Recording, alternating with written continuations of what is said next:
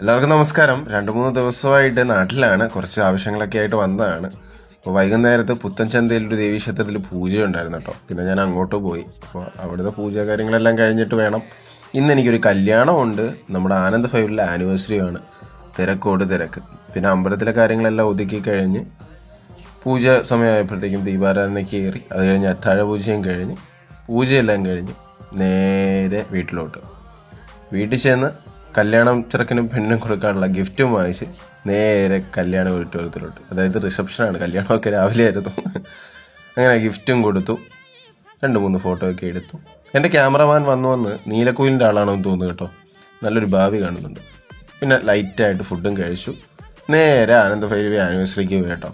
2-3 ദിവസത്തെ തിരക്കുകൾ കാരണം എൻ്റെ തൊണ്ട സഹിതം അടിച്ചു പോവുകയാണ് കേട്ടോ. മാമനൊക്കെ എന്നാ പവറാന്നേ, എന്നാ പൊളി മൂഡ്. പരിപാടികളൊക്കെ നല്ല അടിപൊളിയായിരുന്നു കേട്ടോ. അപ്പോഴാണ് എൻ്റെ കൂട്ടുകാരനും അവൻ്റെ ഭാര്യയും കുഞ്ഞും വന്നത് കേട്ടോ. പിന്നെ ആ കുഞ്ഞിനെ എടുത്ത് വെച്ചിട്ട് കുറച്ച് നേരം കളിപ്പിച്ചു കേട്ടോ. അപ്പോൾ അവൻ എൻ്റെ മുഖത്ത് നോക്കി വിളിക്കുകയാണ് മാമാന്ന്. സത്യമാണ്, ഞങ്ങൾ രണ്ടുപേരും ഒരേ ബെഞ്ചിലിരുന്ന് പഠിച്ചതാണ്, അവൻ്റെ അപ്പനും ഞാനും. പ്രായം വല്ലാണ്ട് കൂടുന്നുണ്ട് സുഹൃത്തുക്കളെ. അങ്ങനെ ഞാനും അവനും കൂടിയിട്ട് പിന്നെ പരിപാടികൾ കണ്ടുകൊണ്ടിരുന്നു. പരിപാടിയുടെ അവസാനത്തെ കലാശക്കൊട്ടിൽ 2 ചുവടുകളും വെച്ചു ഞാൻ വീട്ടിൽ പോയി കിടന്നുറങ്ങി. അപ്പോൾ വീണ്ടും കാണാം. എല്ലാവർക്കും നല്ലത് വരട്ടെ. ടാറ്റ.